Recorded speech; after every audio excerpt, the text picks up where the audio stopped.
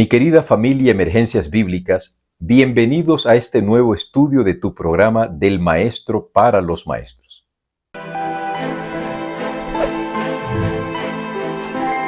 Del Maestro para los Maestros.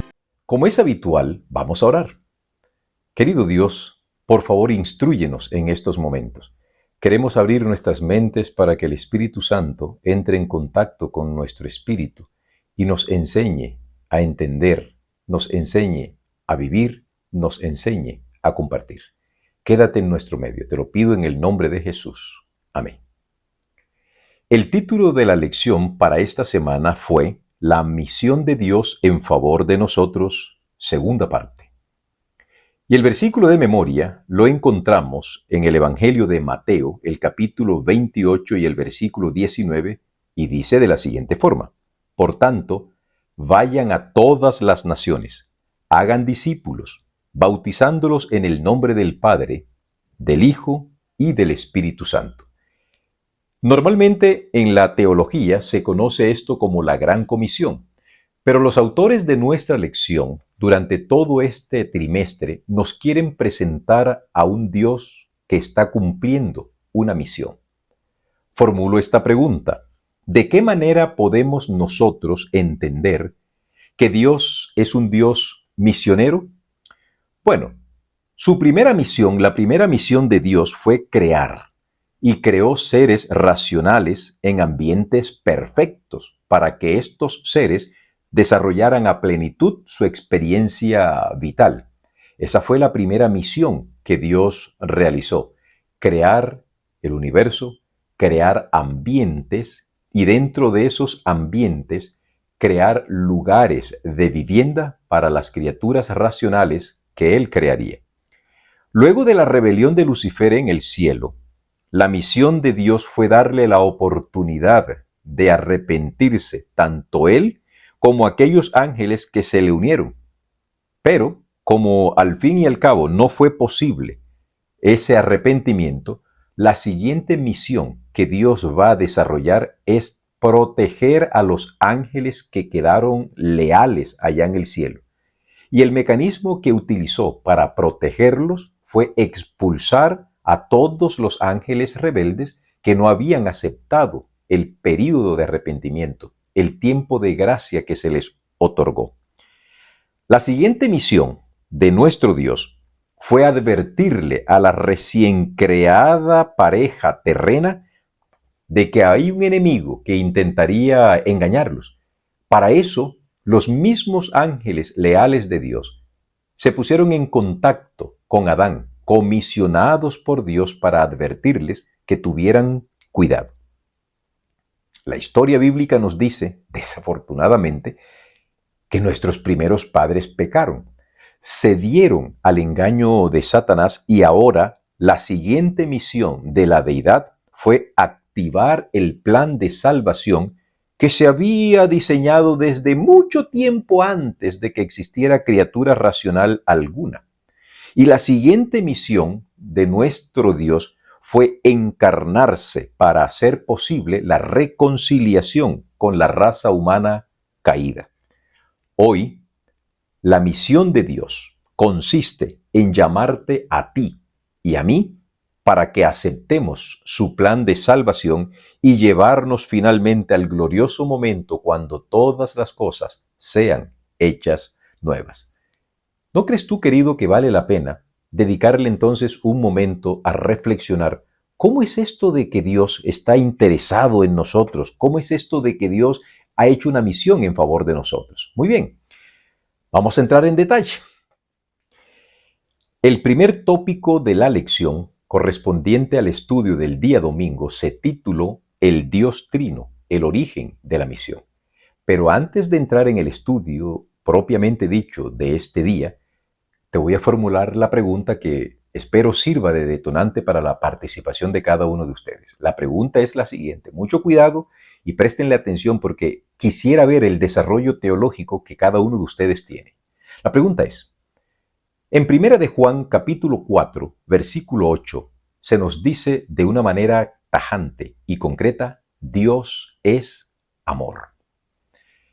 Hay algunas denominaciones que creen que Dios es uno, como uno es el dedo índice que tengo en mi mano derecha. Si esto fuere así, ¿a quién amaba Dios? Esta es la pregunta. ¿A quién amaba Dios si Dios es uno solo? ¿Quién daría testimonio de que Él amaba? Allí te dejo la pregunta, emite tus comentarios, desarrolla tu teología, ten cuidado con lo que has de decir, haz sinapsis teológicas. El término sinapsis lo aplico yo a esto del estudio de la teología para tener en consideración todos los textos que están interrelacionados con un tema. Considerando que la sinapsis, por supuesto, es la relación que tienen las neuronas unas con otras. Esta es la pregunta.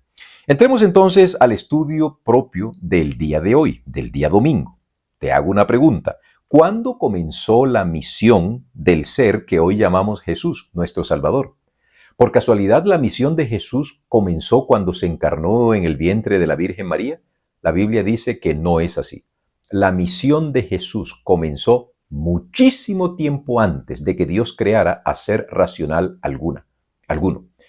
El apóstol Pedro y el libro de Apocalipsis nos dicen que a Jesús se le compara con un cordero que fue inmolado desde antes de la fundación del mundo.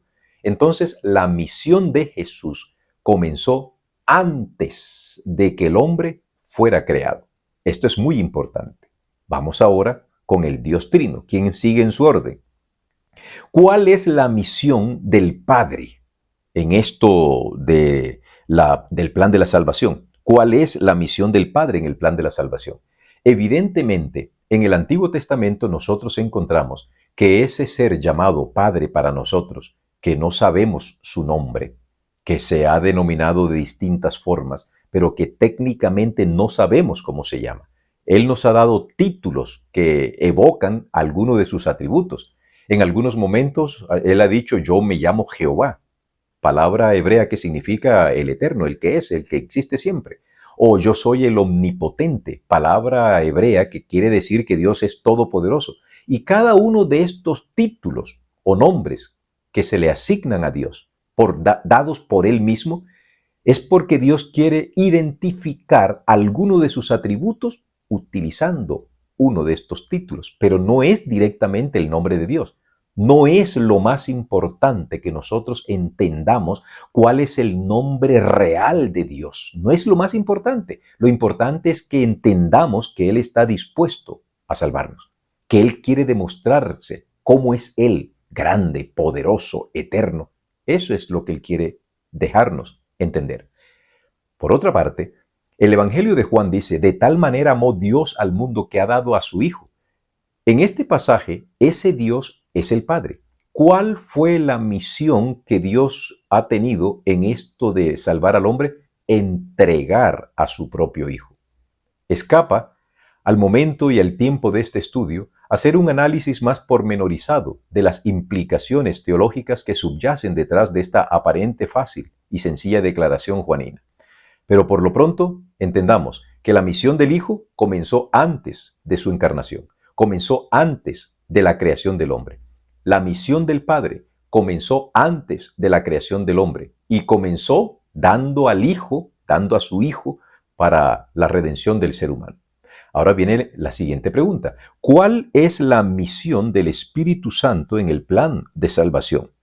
Curiosamente, hay algunos cristianos que piensan que el Espíritu Santo es una energía. Se me ocurría un día, es más, les propongo a ustedes, tomen un cable eléctrico de baja intensidad, de bajo voltaje, y pónganselo a una persona que no cree en el Espíritu Santo como persona, sino como un corrientazo, como una energía. Solamente estoy presentando esto. Luego pónganle un ventilador que eche bastante brisa fuerte en la cara de esa persona. Y después sométanla a un humo, pero no un humo nocivo, ¿no? Un humo puede ser de nitrógeno líquido. Y pregúntele, ¿qué te enseñó el corrientazo? ¿Qué te dijo el viento? ¿O qué lecciones obtuviste del humo? No hay forma, no hay forma. Es muy interesante, es muy curioso que las representaciones de los seres de la deidad en el texto bíblico son elementos, son objetos o son cosas que se ven, que se sienten o que se palpan. Es decir, todas y todos son reales. Esto significa que Dios es un ser real y se manifiesta en tres personas. La pregunta, ¿cuál es la obra? ¿Cuál es la misión del Espíritu Santo en el plan de la salvación? Es traer las palabras que Jesús dijo cuando tuvo su misión encarnada aquí en la tierra y refrescárnosla en nuestra mente cada vez que nosotros leemos la Biblia. El Espíritu Santo ilumina nuestro entendimiento para poder entender a cabalidad qué es lo que Dios quiere que nosotros entendamos. Esta es la obra entonces del Dios Trino, donde se originó la misión. Continuando con nuestro estudio, llegamos al segundo tópico. Este segundo tópico corresponde al estudio del día lunes y se tituló Hacer discípulos. 2 puntos. El centro de la misión. Formulemos la siguiente pregunta. ¿Cuál es la diferencia entre la palabra misión y la palabra comisión? Aquí te la expongo. La palabra misión deriva del latín missio. Aquí lo estás leyendo. La palabra misión deriva del latín missio. Eso no es lo más importante, sino el significado. Y esta palabra significa o denota la facultad o poder que se le entrega a una persona para que realice un deber. Eso significa la palabra misión. Es la facultad, el poder que se le entrega a una persona para que vaya a ejecutar un deber. Entre tanto, la comisión deriva de la palabra latina commissio y su significado es una orden dada a una persona para realizar cierta acción o encargo. Entonces, ¿cuál es la diferencia? La misión es la facultad, el poder que se le entrega a alguien para que vaya a hacer una labor, mientras que la comisión es la orden que se le entrega a alguien para que vaya a cumplir el encargo que se le encomendó. Por otro lado, la misión de la iglesia, apreciados hermanos, queridos amigos, es decir, la misión de cada uno de nosotros que conformamos la iglesia, la misión de todo discípulo es modelar el carácter de Jesús delante de quienes aún no lo conocen. Mateo 5:16 dice de la siguiente forma: Así alumbre vuestra luz delante de los hombres, para que vean vuestras buenas obras y glorifiquen a vuestro Padre que está en los cielos. Esta declaración de misión nos dice que todo cristiano, en primer lugar, antes que hablar, debe vivir, debe modelar a Jesucristo. Esta declaración mateana, sin duda que también deriva de aquella declaración que encontramos en el Evangelio de Juan, en el capítulo 17 y el versículo 4, que dice de la siguiente manera. Juan capítulo 17, versículo 4, muy seguramente algunos ya se lo saben de memoria, dice así, Juan 17, 4. Yo te he glorificado en la tierra, he acabado la obra que me diste que hiciese. Esta es la declaración que Jesús está diciendo, la misión que tú me encomendaste, Señor, yo la he terminado. ¿Qué hizo Jesús? ¿Qué fue lo que hizo Jesús al venir aquí a la tierra? Ustedes recuerdan que Felipe le preguntó, Señor, muéstranos al Padre. Y Jesús le dijo, Felipe, quien me ve a mí está viendo al Padre. No en términos físicos, sino en términos de carácter, de cualidad. Allá en el Evangelio de Juan también encontramos en el capítulo 1 que Juan dice, y vimos su gloria, gloria como la del unigénito del Padre. ¿Qué vino a hacer Cristo aquí a la tierra? A cumplir la misión que Dios le encomendó. Y la misión que Dios le encomendó fue, modela mi carácter, revela mi carácter. Esa fue la misión. Pero la comisión de Jesús fue venir a morir por nosotros. Esa fue lo que Él mismo se impuso. Tengamos en consideración esto. Por otro lado, la comisión le ha sido dada a la iglesia, es decir, a todo seguidor o discípulo de Jesús. Y la comisión que tú y yo hemos recibido es hacer discípulos. Esto es lo que nos enseña Mateo capítulo 28, desde los versículos 16 hasta el 20. Veamos esta diapositiva. Miren ustedes esta diapositiva donde hacemos la comparación de la Gran Comisión tal como se presenta en los evangelios sinópticos, es decir, en Mateo, en Marcos y en Lucas. Aquí ustedes están viendo que los tres evangelistas presentan la Gran Comisión en distintos términos, pero en última instancia están diciendo lo mismo. Concluyendo entonces esta parte de la lección, podemos decir que usted, mi querido hermano y amigo, y yo, podemos hacer discípulos de manera teórica. Es decir, algunos cristianos salen a dar estudios bíblicos, tocan la puerta y dan estudios bíblicos. Esta es una forma de hacer discipulado de manera teórica, pero su testimonio, es decir, su misión, puede estar diciendo otra cosa. Me contaba una hermana muy querida para mí, y yo sé que ella me está escuchando, una hermana de nuestra iglesia, que su señora madre, la mamá de ella, fue evangelizada, imagínense ustedes, por una señora que fumaba y que además vivía en fornicación. Y aún así, el evangelio, esta señora, la madre de mi hermana, lo aceptó.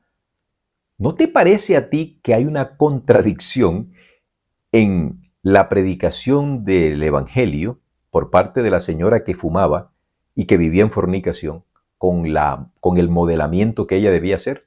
Aquí se ejemplifica que la misión es modelar. Lo primero que nosotros debemos hacer es modelar y luego predicar. Porque alguien dice, mira, tus acciones hacen tanto ruido que no me permiten oír tus palabras. Y por eso es importante que no debemos confundir la misión, que es modelar, con la comisión, que es predicar. Primero modelemos y después prediquemos. Seguimos avanzando en el estudio de nuestra lección. Ya vamos profundizándonos, ya nos vamos adentrando en el tercer tópico que corresponde al día martes y el título fue El Evangelio Eterno, : el mensaje de la misión. ¿Será posible que debido a que hay tantas denominaciones dentro de la religión cristiana, haya más de un evangelio? ¿A ti no se te ha cruzado por la cabeza, bueno, ¿y por qué existen tantas denominaciones cristianas? Todas decimos tener la verdad. Todas decimos predicar el evangelio perfecto. Pero voy a colocarte un ejemplo. En una denominación X se pueden comer, sus feligreses tienen el permiso de sus líderes de comer cerdo, de comer animales que Dios no recomendó para el ser humano, no para los judíos. En otra religión o en otra denominación se puede tomar alcohol, pero sin llegar a embriagarse. En otra, a los muertos que fueron buenos en vida y que siguiendo ciertos criterios, después que ya se murieron, los mandan vivos para el cielo y allá se vuelven intercesores delante de Dios. Otras religiones, otras denominaciones cristianas guardan el domingo como día de reposo, mientras que otras denominaciones guardamos el sábado. Bueno, y al fin, ¿cuántos evangelios hay? Por favor, estas son las cosas que muchos se preguntan. ¿Por qué existen tantas religiones? ¿A qué se debe esto? ¿Cuántos evangelios hay? ¿Saben? Afortunadamente la Biblia nos habla de que solo hay uno. Acompáñame a buscar en el libro de Gálatas, en el capítulo 1, y leemos lo siguiente. Gálatas capítulo 1, versículo 6 en adelante. Dice Pablo, escribiéndole a los habitantes de la región o provincia de Galacia: estoy maravillado de que tan pronto os hayáis alejado del que os llamó por la gracia de Cristo, para seguir un evangelio diferente. Y acto seguido Pablo dice, no que haya otro, no que haya otro evangelio, sino que hay algunos que os perturban y quieren pervertir el evangelio de Cristo. Entonces, ¿qué es lo que está pasando?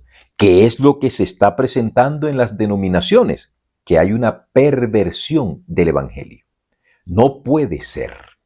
Es inconcebible que Dios pueda bendecir a todas las denominaciones. No importa lo que éstas estén creyendo. Si una dice, puedes tomar alcohol, pero no te embriagues, Dios dice, estoy contigo. Y te derramo el Espíritu Santo. Otra cree cosas extrañas, pero aún así Dios la bendice. Yo creo que hay que pensar muy bien qué es lo que nosotros estamos creyendo. Pero desafortunadamente no son pocas las personas, son muchas las personas que no leen la Biblia, no la leen. Y leer no es solamente hacer el tránsito de la lecturabilidad del texto. Leer significa leer con conciencia, con convicción, con conocimiento, indagar, preguntar, investigar. Eso es leer el texto bíblico. Pero no son pocos los que no lo hacen, son muchas personas. ¿Cómo puedo yo ahora relacionar, formulo esta pregunta, Apocalipsis capítulo 14, versículos 6 y 7, con Mateo capítulo 28, versículo 16 al 20? Aquí te dejo esta diapositiva, obsérvala. En esta diapositiva se intenta comparar el mensaje de los tres ángeles de Apocalipsis 14 con la gran comisión que está presente en cada uno de los tres evangelios que ya vimos. Hermanos y amigos, el evangelio es eterno. El evangelio es uno solo. Continuará siendo el mismo hasta el fin de los tiempos cuando Dios transforme todo. El evangelio es uno solo y hay solo un evangelio que puede salvarnos. No hay otra manera. Ese cuentito que dicen de que todos los caminos conducen a Roma y lo aplican a que todas las religiones enseñan lo mismo, eso no es verdad. Eso no es cierto. Tal vez no es el momento para hablar de la diferencia que hay en la manera como se entiende el texto sagrado en otras denominaciones. Pienso yo que el verdadero creyente será instruido por el Espíritu Santo. No todo el que me dice Señor, Señor entrará en el reino de los cielos, dijo Jesús, sino aquellos que hacen la voluntad de mi Padre.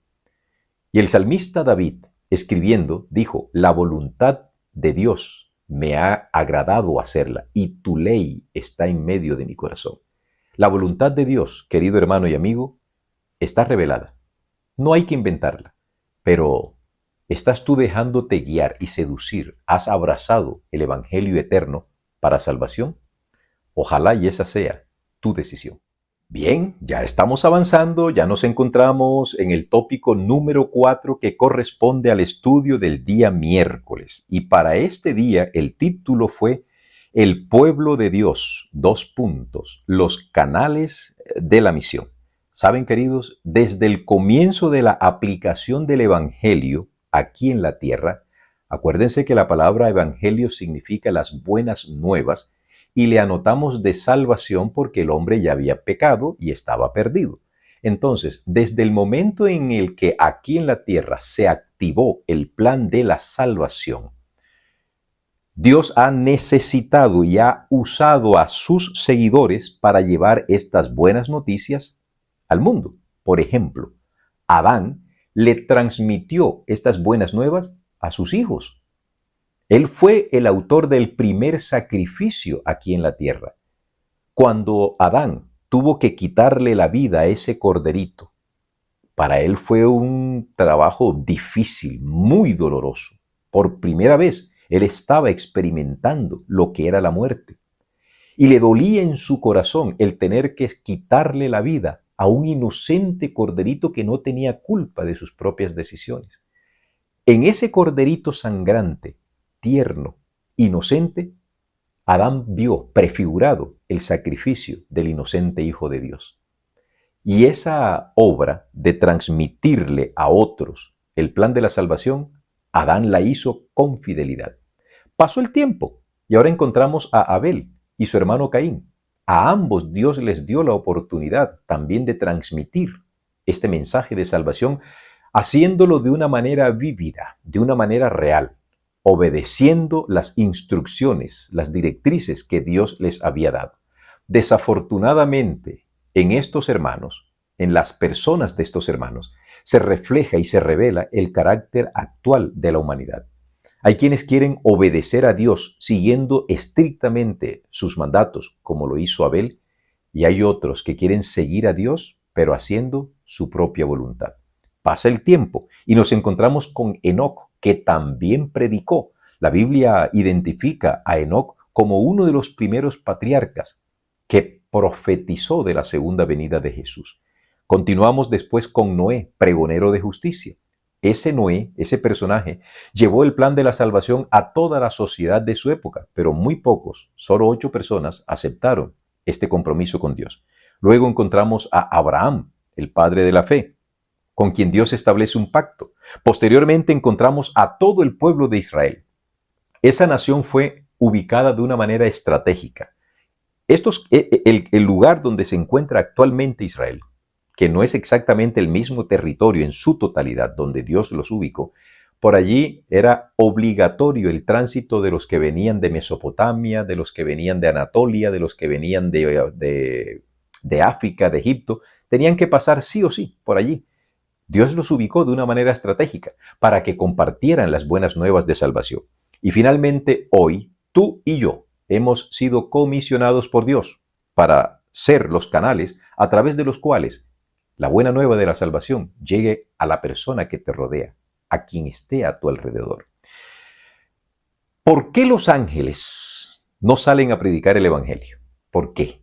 Mira tú, en Primera de Pedro, el capítulo 1 y el versículo 12, hay una declaración muy interesante. Ándale, busca conmigo Primera de Pedro, capítulo 1 y el versículo 12, y dice el apóstol Pedro, hombre que vivió al lado de nuestro Salvador, lo siguiente: a estos, está refiriéndose a todos estos anteriores profetas, se les reveló que no para ellos mismos, sino para nosotros, administraban las cosas que ahora os son anunciadas por los que os han predicado el Evangelio por el Espíritu Santo enviado del cielo. Y aquí vuelvo a ratificar algo. El Espíritu Santo enviado del cielo. Si el Espíritu Santo fuese una energía, ¿yo qué voy a enviar ninguna energía? Si fuese un viento, ¿yo qué voy a enviar ningún viento? Y si fuese un humo, ¿para qué yo voy a enviar un humo? El Espíritu Santo es un ser tan real como tú. Es la tercera persona de la deidad. Es la que hace posible que tú entiendas la palabra del Señor y la que te convence y convierte a ti de pecado. Y termino. Cosas en las cuales, ¿qué cosas? El Evangelio. Cosas en las cuales anhelan mirar los ángeles. Te he formulado la pregunta: ¿por qué Dios no ha permitido que los ángeles salgan a predicar el Evangelio? Esta cita que te estoy mostrando aquí y que te voy a leer dice de la siguiente forma: tenemos empero este tesoro, continuó el apóstol, en vasos de barro, para que la alteza del poder sea de Dios y no de nosotros. Dios podría haber proclamado su verdad mediante ángeles inmaculados, pero tal no es su plan. Él escoge a los seres humanos, a los hombres rodeados de flaquezas como instrumentos para realizar sus designios. El inestimable tesoro, abro paréntesis, y esto sería un énfasis añadido, del Evangelio, se coloca en vasos de barro, que es lo que el apóstol Pedro está diciendo. Tú y yo somos vasijas de barro, pero dentro de esas vasijas de barro, Dios colocó el inestimable tesoro del Evangelio para que nosotros vayamos y lo vertamos en las personas y en todas las naciones. Mediante los hombres han de comunicarse al mundo sus bendiciones y ha de brillar su gloria en las tinieblas del pecado. ¿No te parece interesante esta declaración? Por su ministerio amante, ellos deben encontrar al pecador y al necesitado para guiarlos a la cruz. Y en toda su obra tributarán gloria, honor y alabanza a aquel que está por encima de todo y sobre todos. Entonces, queridos, nosotros hemos sido diseñados, escogidos por Dios para ser los canales, para ser los vehículos a través del cual fluye el Evangelio para otras personas. ¿Está obstruido tu canal? ¿Estás impidiendo que tú seas el vehículo a través del cual Dios lleve las buenas nuevas de salvación a otras personas? Medítalo. Bueno, hemos llegado al quinto tópico. El día jueves, el tópico que corresponde al día jueves, lleva por título El mundo, la arena de la misión. Viene la pregunta, ¿cuál es el lugar tuyo para cumplir la misión? Les voy a ilustrar esto de la siguiente manera. En el salón de clase, ustedes saben que yo doy clases en la Facultad de Teología de acá de la Universidad Adventista de Colombia. Con cierta regularidad, yo formulo esta pregunta a mis alumnos para mirar la manera o para percibir la forma como ellos entienden este vocablo que voy a decirle. Yo les pregunto, ¿dónde viven, muchachos? ¿Dónde viven ustedes? Y ellos me responden, pastor, yo vivo en la dirección tal. Y me dicen en la calle tal, en la carrera tal, que es la forma de las nomenclaturas de la dirección acá en Colombia. Imagínate tú cómo es que responderían allá en la forma como se dan las direcciones en el país tuyo, en México, que por cierto extiendo un saludo a todos los hermanos y amigos mexicanos que nos siguen, a los hermanos y amigos del Perú, a los hermanos y amigos de Estados Unidos y de todos los lugares donde nos están observando. Que Dios los bendiga y que Dios los guíe. Bueno, ustedes saben cómo se llaman allá estas nomenclaturas. Yo les respondo, no, queridos. Ustedes están equivocados. Ustedes lo que me están respondiendo es dónde es que ustedes moran. Pero ustedes viven donde se encuentran en estos momentos. Y entonces ellos se sonríen. Y ahora yo voy contigo. ¿Dónde es el lugar que tú tienes que ubicarte para cumplir la misión? ¿Dónde? Querido, tu misión se debe cumplir donde tú estás. Donde tú y yo nos encontremos, donde nosotros vivamos. Y yo vivo aquí, en mi cuerpo, donde yo me encuentro, yo vivo. En estos momentos estoy viviendo aquí. Si salgo de aquí, de este lugar, y me voy a otro lugar, yo vivo allá, allá debo cumplir la misión. La Biblia nos indica eso en los siguientes términos.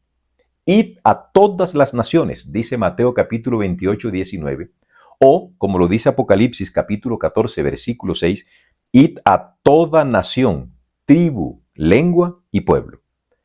¿Cuándo empezó a cumplirse esto de la predicación del Evangelio? Muy curioso. En el libro de Hechos, iba a decir el Evangelio de Hechos, que algunos dicen que es la continuación de los Evangelios, y yo le concedo la razón. En el libro de Hechos de los Apóstoles, el capítulo 2, y el versículo, leo desde el versículo 4 en adelante. Y fueron todos llenos del Espíritu Santo y comenzaron a hablar en otras lenguas, según el Espíritu les daba que hablasen. Aprovecho para explicar también esto. Hay algunos de nuestros hermanos cristianos que hablan un idioma ininteligible, una glosolalia, y que ellos consideran que este es el don de lenguas. Préstenle atención. Miren tú lo que dice aquí la Biblia. Y fueron todos llenos del Espíritu Santo y comenzaron a hablar en otras lenguas, o sea, en otros idiomas, según el Espíritu les daba que hablasen. Moraban entonces en Jerusalén judíos, varones piadosos, de todas las naciones bajo el cielo. Prestad atención, de todas las naciones bajo el cielo. Y hecho este estruendo, se juntó la multitud y estaban confusos, porque cada uno les oía hablar en su propia lengua. No era una jerigonza, no era una glosolalia, no eran unos términos extrañísimos, no. El don verdadero de lenguas consiste en que cuando Dios necesita que alguien que no habla un idioma deba entender el Evangelio, por un acto milagroso, sobrenatural, Dios permite que una persona que no habla chino comience a hablar chino y el chino que está allí le entiende. La otra posibilidad, yo soy colombiano, yo no hablo chino, pero comienzo a hablar en español y el Espíritu Santo le traduce al chino que me está escuchando para que él entienda. Esto fue lo que ocurrió en el Pentecostés. Estoy respondiendo a la pregunta, ¿cuándo comenzó a aplicarse esto de ir a predicar a toda tribu, nación, lengua, etcétera? Y estaban confusos, estoy releyendo el versículo 6, última parte, porque cada uno les oía hablar en su propia lengua. Y estaban atónitos y maravillados diciendo, mirad, ¿no son galileos todos estos que hablan? ¿Cómo es que saben hablar todos estos idiomas si los galileos eran considerados toscos, medio analfabetas, un poco brutos según el criterio de la sociedad de su época? Y ellos se preguntaban, ¿y estos no son galileos? ¿Cómo pues les oímos nosotros hablar cada uno en nuestra lengua en la que hemos nacido? Este es el verdadero don de lenguas, no la glosolalia ese ininteligible de esas palabras que cada rato se repite, cosas así por el estilo. Eso no es don de lenguas. Esto sí es el verdadero don de lenguas. Y entonces dice, partos de Partia, medos de Media, elamitas de Elam, los que habitamos en Mesopotamia, en Judea, en Capadocia, en el Ponto y en Asia, en Frigia y Panfilia, en Egipto y en las regiones de África más allá de Cirene, y romanos aquí residentes, tanto judíos como prosélitos, cretenses y árabes, les oímos hablar en nuestras lenguas las maravillas de Dios. Allí comenzó el cumplimiento de esto, que el mundo es la arena de la misión. Estas personas que estaban allí reunidas en el día de Pentecostés y que oyeron el evangelio dicho por estos toscos galileos en sus propias lenguas, cuando el Espíritu Santo los convirtió y los convenció, ellos vuelven a sus, entre comillas, naciones, tribus, pueblos y lenguas, y allá llevaron el evangelio que habían escuchado. Y luego alguno de esas naciones empezó a llevar el evangelio a todos los rincones de esas respectivas naciones de donde eran esos que originalmente habían escuchado a los discípulos hablar. Y de esta manera y sucesivamente el evangelio se fue masificando y proliferando al punto que hoy en todo el mundo se habrá oído, así sea poquito mucho, del verdadero evangelio que Dios nos ha dado. El mundo, la tierra, la ciudad, el pueblo, la calle, tu casa, donde tú estés, allí es el lugar de modelar a Jesús, cumpliendo tu misión. Y es el lugar para cumplir tu encargo. Haz discípulo como Dios te ha comisionado. Yo te pregunto ahora, mi querido hermano, mi querido oyente, ¿aceptarás tú lo que Dios te está ofreciendo? Tenemos una misión, modelar a Jesús delante de las personas, pero también tenemos una comisión, id y predicad el evangelio. Primero modelo y enseguida predico. Bueno, se acabó el repaso de la lección. Fue un privilegio estar contigo. Muchísimas gracias por acompañarnos. No dejes de suscribirte a nuestro canal. Si tú consideras que este ministerio te ha sido de utilidad, compártelo con otras personas. No te quedes con eso. ¿Quién quita? ¿Quién sabe si de pronto, por esto de compartir este humilde canal a otra persona, esa persona llega a los pies de Jesús y ya tienes una estrellita en tu corona? Bien, queridos hermanos, apreciada familia Emergencias Bíblicas, los esperamos la próxima semana. Gracias por acompañarnos. Que Dios los bendiga. Es mi deseo y mi oración. Bendiciones.